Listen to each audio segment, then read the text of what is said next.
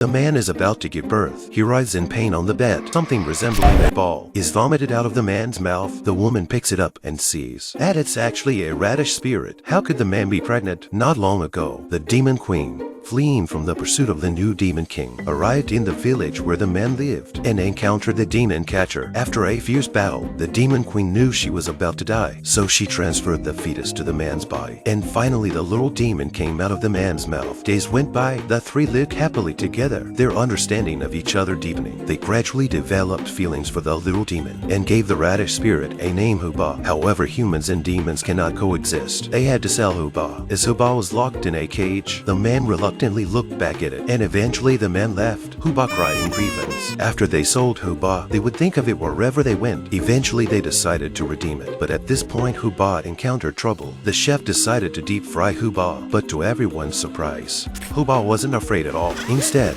it happily swam around in the hot well, splashing the chefs with hot oil on their faces. Afterwards, they tried steaming and stewing Huba, but nothing could harm it. This left the chefs puzzled, so they could only lock Huba up and push it out. During the process of rescuing Huba, the man fell to the ground with a knife in him. Huba pulled out the sword with its hands. Even though it was injured and bleeding, it still wanted to save the man. In the end, the man was revived, and he defeated the new demon king. For Huba's safety in the future, the man had to cruelly drive it away. Huba left sadly with the other demons. On the way, Huba caught a rabbit, but when it wanted to suck its blood, he remembered the man's warning.